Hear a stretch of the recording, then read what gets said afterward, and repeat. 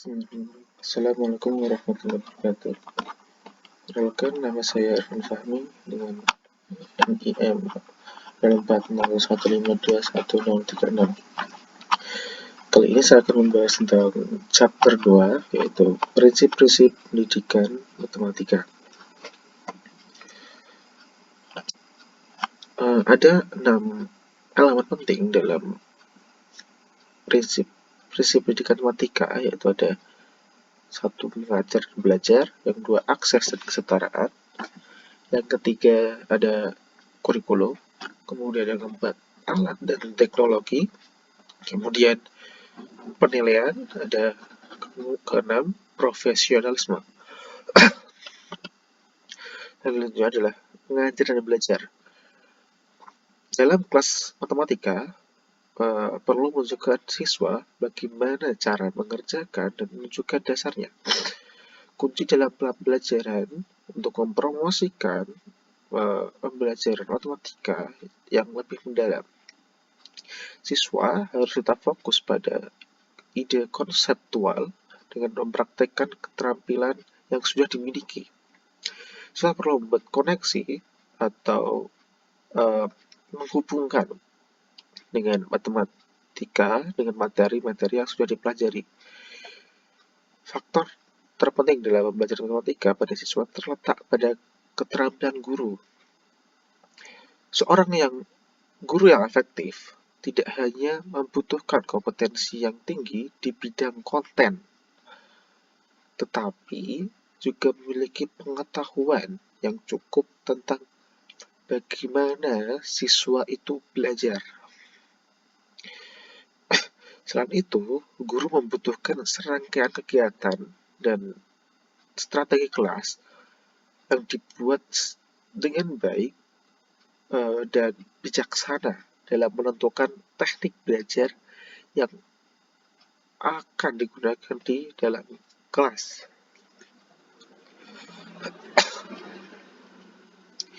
Ada perangkat mengajar dan belajar. Yang pertama adalah tetapkan tujuan matematika untuk memfokuskan pembelajaran. Pengajaran matematika yang efektif menetapkan tujuan yang jelas untuk matematika yang akan dipelajari siswa, kemudian menempatkan tujuan dalam pembelajaran dan menggunakan tujuan untuk memandu siswa. Yang kedua, melaksanakan tugas-tugas yang mendorong penalaran dan pemecahan masalah. Ajaran yang efektif dalam matematika melibatkan siswa dalam memecahkan dan mendiskusikan tugas-tugas pembelajaran matematika. Dan mungkin beberapa titik atau strategi lain atau menyelesaikan solusi lain dengan bervariasi. Kemudian yang ketiga, gunakan dan hubungkan representasi matematis.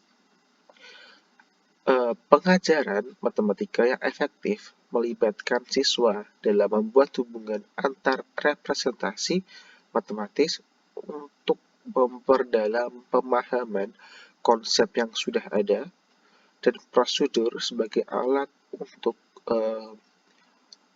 pemecahan masalah. Keempat, memfasilitasi wacana matematika. Pengajaran matematika yang efektif memfasilitasi wacana di kalangan siswa untuk membangun pemahaman tentang pembelajaran atau matematika secara bersama dengan menganalisis dan membandingkan pendekatan dan argumen siswa satu sama lain. Kemudian yang kelima, ajukan pertanyaan yang bertujuan. Pembelajaran matematika yang efektif menggunakan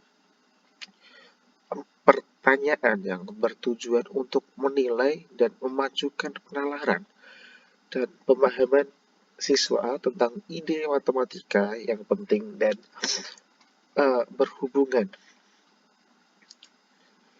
Kemudian yang 6 adalah membangun kefasihan prosedural dari pemahaman konseptual. Pengajaran matematika yang efektif membangun kefasihan dengan prosedur di atas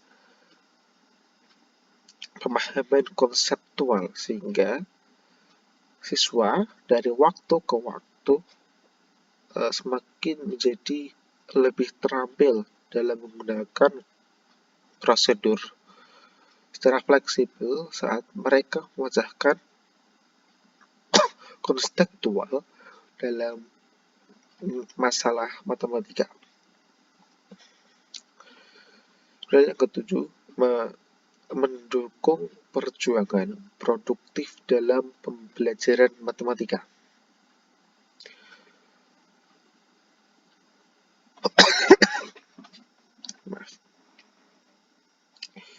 Pengajaran matematika yang efektif secara konsisten memberi siswa baik secara individu maupun kelompok peluang dan dukungan mereka saling terlibat dalam pembelajaran matematika dengan ide-ide yang mereka miliki tentang pembelajaran tersebut. Kemudian yang kedelapan, dapatkan dan gunakan bukti pemikiran siswa.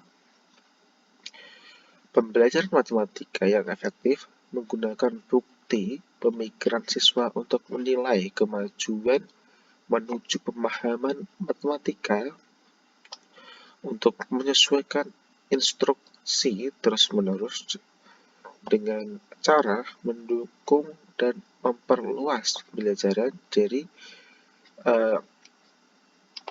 ide atau bukti yang ditemukan oleh siswa atau pemikiran yang keluar dari siswa dari diskusi mereka atau mereka masing-masing. Kemudian setelah mengajar dan mengajar itu ada akses dan kesetaraan.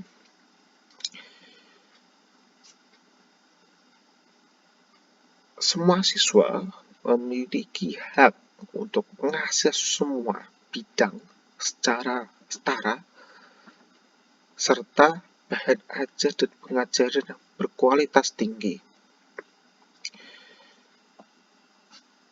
Kesetaraan diperhatikan untuk memastikan semua siswa memiliki kesempatan dalam pembelajaran matematika. Banyak sekali di sekolah terjadi praktek umum tentang senioritas terkait guru. Guru yang sudah memiliki senior yang lebih dibandingkan guru yang lain memberikan kelas yang lebih unggul dibandingkan guru yang kurang berpengalaman dalam menangani kelas yang prestasinya lebih rendah dalam matematika. Padahal siswa yang prestasinya kurang dalam matematika terutama perlu juga mendapatkan guru yang terbaik dan mendapatkan lingkungan yang sesuai dengan pembelajaran matematika. Dalam hal ini, siswa harus diberikan akses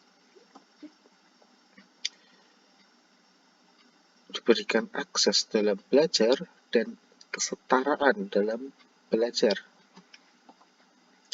Kesetaraan diperhatikan untuk memastikan semua siswa memiliki kesempatan dalam pembelajaran matematika.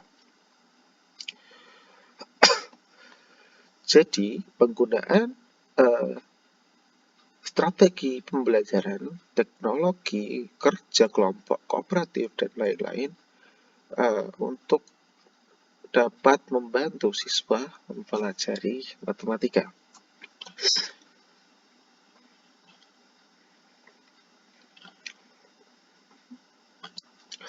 Kemudian kurikulum. Definisi kurikulum yang diterima secara umum adalah rangkaian mata kuliah untuk mahasiswa atau pembelajaran siswa dalam suatu bidang pelajaran. Namun, kurikulum dalam arti lebih luas mencakup pengalaman yang dimiliki siswa.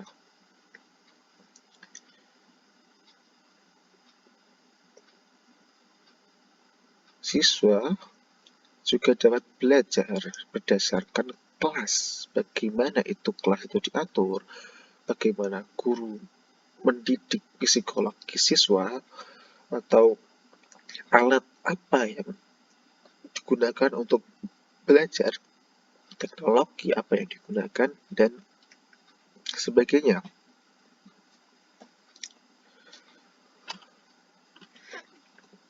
Kemudian yang digunakan dalam pembelajaran itu ada alat dan teknologi.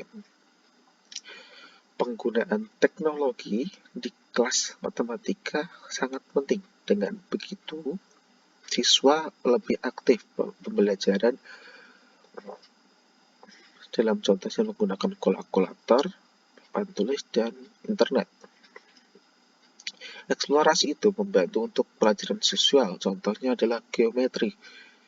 Bagaimana siswa membayangkan misalkan balok atau bangun datar yang diperlukan untuk mempercepat pemahaman siswa secara visual, memahami seperti apa sih bentuk bangun datar dan sebagainya. Dan teknologi pun harus berpengaruh baik dengan apa yang diajarkan oleh guru dan mendukung apa yang diajarkan oleh guru dan bagaimana konsep itu diajarkan.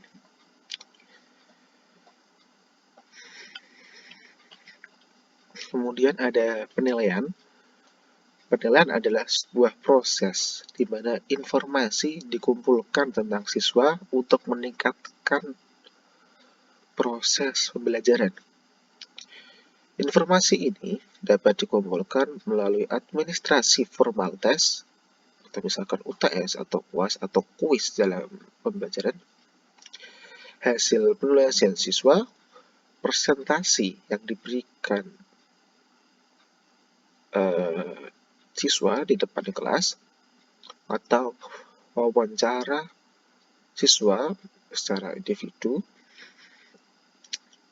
atau pengamatan sederhana bagaimana ketika siswa bekerja kelompok, guru memperhatikan apakah siswa itu aktif dalam kelompok tersebut, bagaimana dia menyampaikan pendapat di kelompok tersebut. Sebagai hasil penilaian, baik siswa maupun guru dapat menggunakan informasi ini dengan baik. Misalkan pengamatan dapat guru melihat siswa bingung, guru dapat membantu siswa dengan baik dengan bagaimana guru menyikapi siswa bingung tersebut. Penilaian harus meningkatkan pengajaran dan pembelajaran. Kemudian yang terakhir ada profesionalisme. Profesionalisme ini seorang guru, proses menjadi seorang guru adalah usaha seumur hidup. Guru perlu mengembangkan profesionalisme untuk mempelajari dan merefleksikan ide-ide untuk diterapkan pada pembelajaran. Dan yang terpenting adalah seorang guru bertanggung jawab untuk mengembangkan keterampilan yang dibutuhkan dengan baik untuk memotivasi dan melibatkan pelajar atau siswa sehingga konsep matematika dapat tersampaikan dengan baik dan dapat diterima dengan baik oleh siswa. Sekian, Terima kasih. Mohon maaf jika ada salah kata. Jika ada pertanyaan, silahkan. Assalamualaikum warahmatullahi wabarakatuh.